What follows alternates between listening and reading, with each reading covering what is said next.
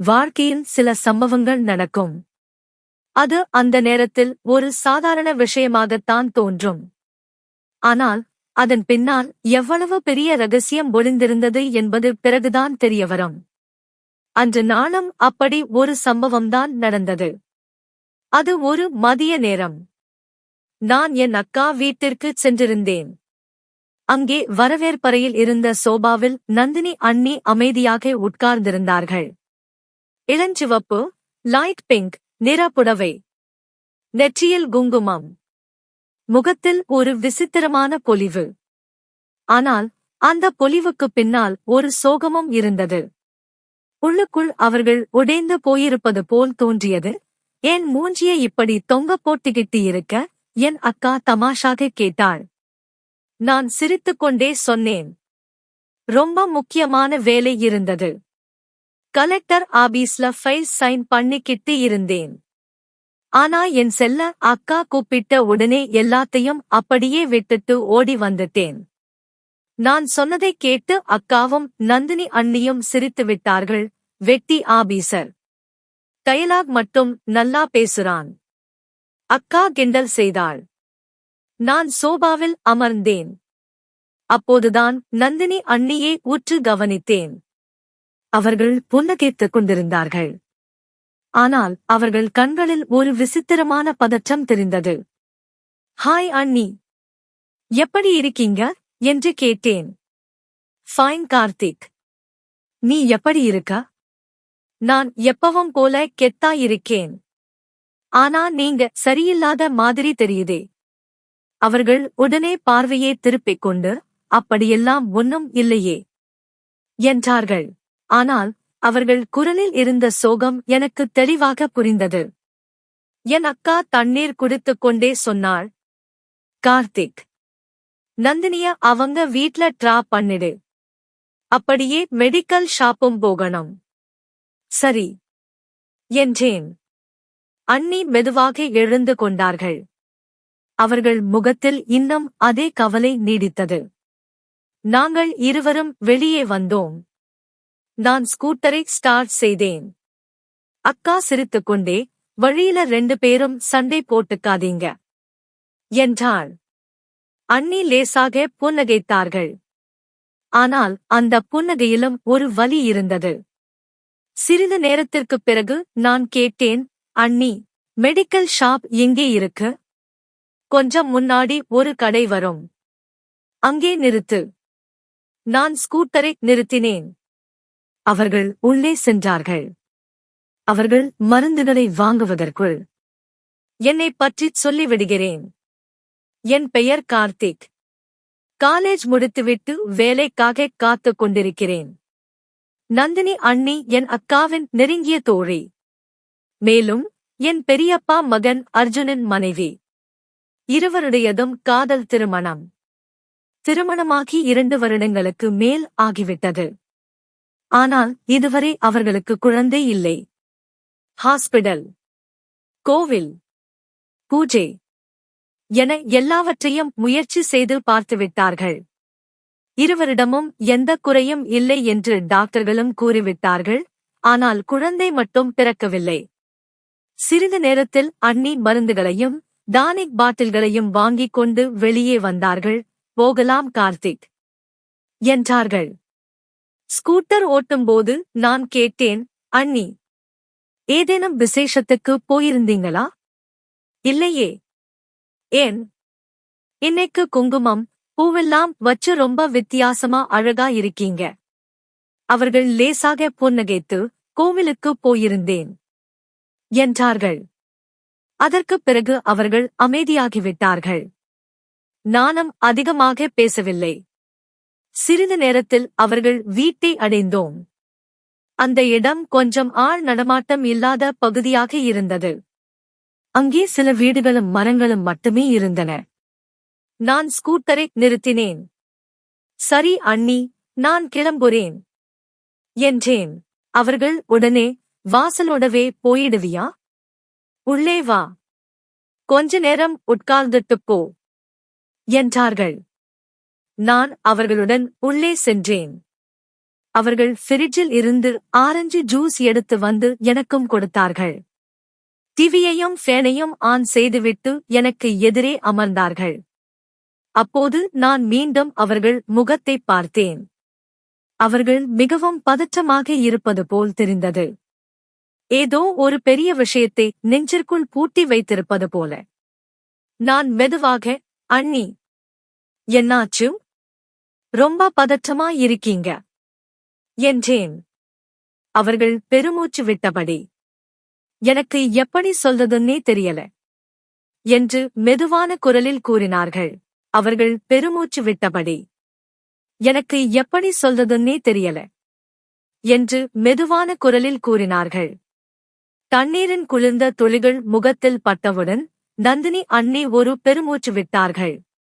அவர்களின் மூடிய இமைகள் அசைந்து மெதுவாக கண்களைத் திறந்தார்கள்.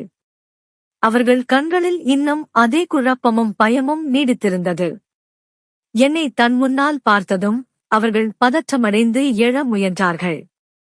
ஆனால் மின்சார அதிர்ச்சியால், கரண்ட் ஷாக், உடல் பலவீனமாக இருந்ததால் மீண்டும் படுக்கையை சாய்ந்து பிடித்துக் கொண்டு உட்கார்ந்தார்கள்.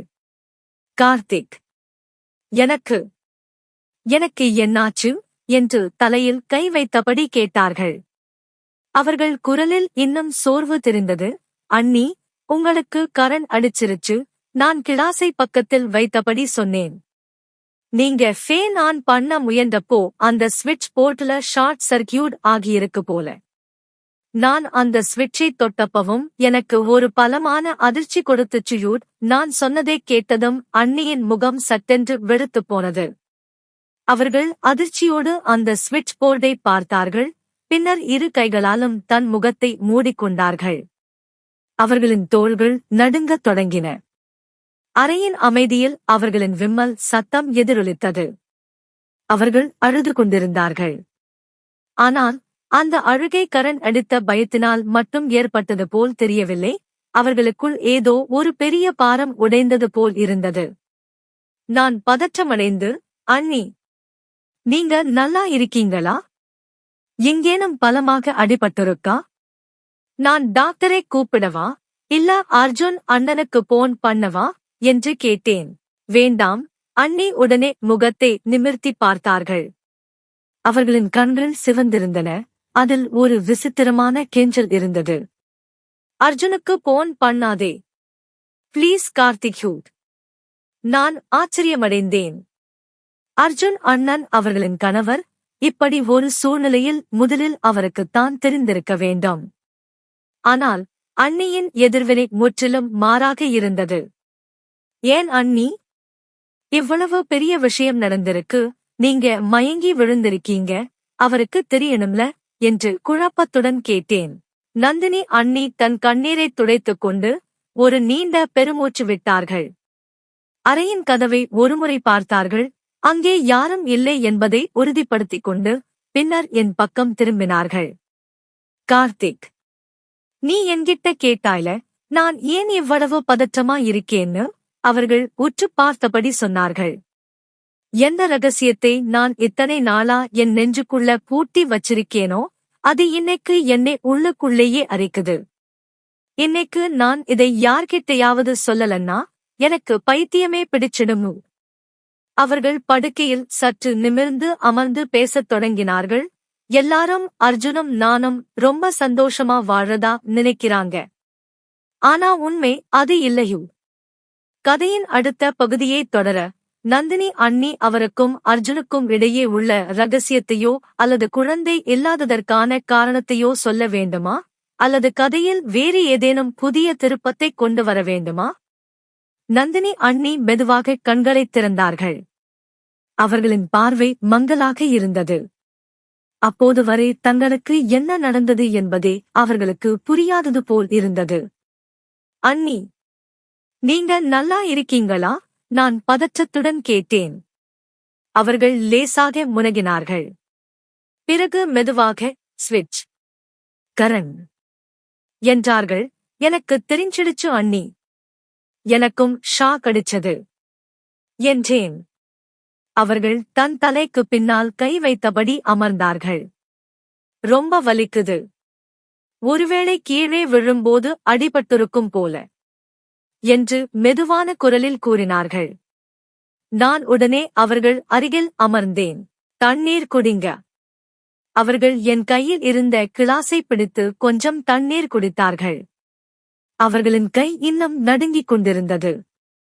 பிறகு அவர்கள் எழ முயன்றார்கள். ஆனால் அவர்களால் சமநிலையை பேலன்ஸ் நிலைநிறுத்த முடியவில்லை. அவர்கள் நேராக என்னை உற்றுப் பார்த்தார்கள். கார்த்திக், கொஞ்சம் சப்போர்ட் பண்ணு. என் தொண்டை வறண்டு போனது.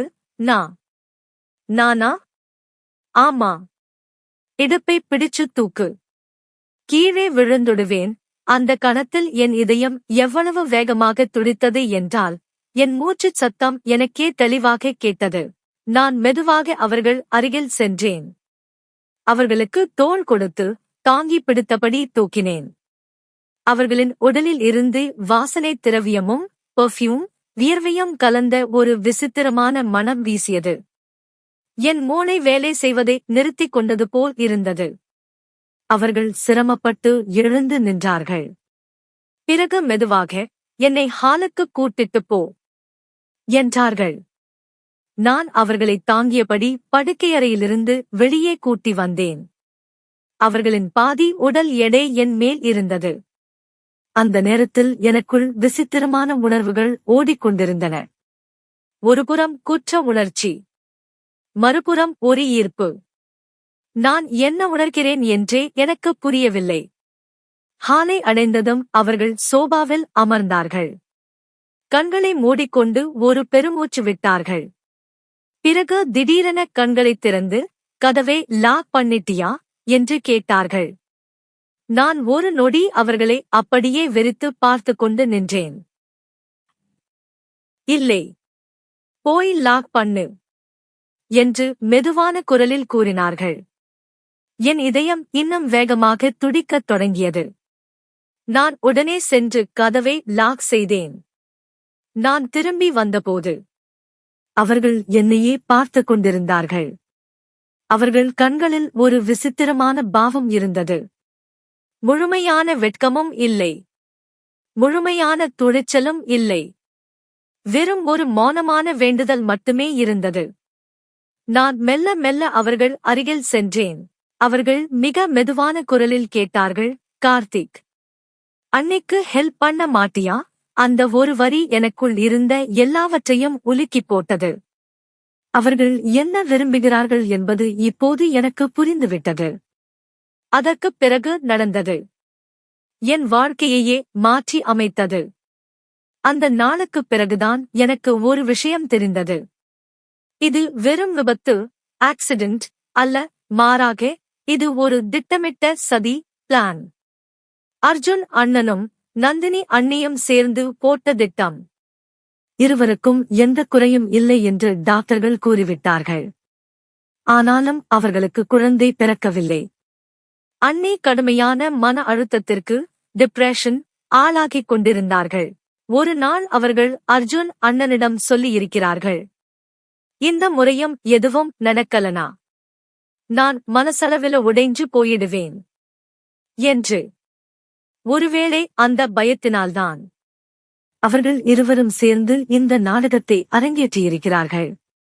என்னை வீட்டிற்கு வரவழைப்பது, அண்ணி மயங்கி விழுந்தது போல் நடிப்பது என எல்லாமே திட்டமிட்டபடி நடந்திருக்கிறது என்று. நந்தினி அண்ணி 8 மாத கர்ப்பிணியாக இருக்கிறார்கள். சில நேரங்களில் எனக்குத் தோன்றும் அன்று நடந்தது தவறு என்று. ஏனென்றால் அண்ணி என்பவள் தாய் போன்றவள். ஆனால் அர்ஜுன் அண்ணனும் நந்தினி அண்ணியும் மகிழ்ச்சியாக இருப்பதை பார்க்கும்போது என் இதயத்திற்கு ஒரு சிறிய நிம்மதி கிடைக்கிறது. ஏனென்றால் அவர்களின் வாழ்க்கையில் இருந்த அந்த பெரிய குறை இப்போது நிறையப் போகிறது, முற்றுப் பெற்றது. எங்களின் கதைகள் உங்களுக்கு பிடித்திருந்தால் வீடியோவை லைக் செய்து உங்கள் நண்பர்களுக்கும் பகிர்ந்து எங்களை ஊக்குவியுங்கள். நம்ம சேனலை சப்ஸ்கிரைப் செய்ய மறக்காதீங்க.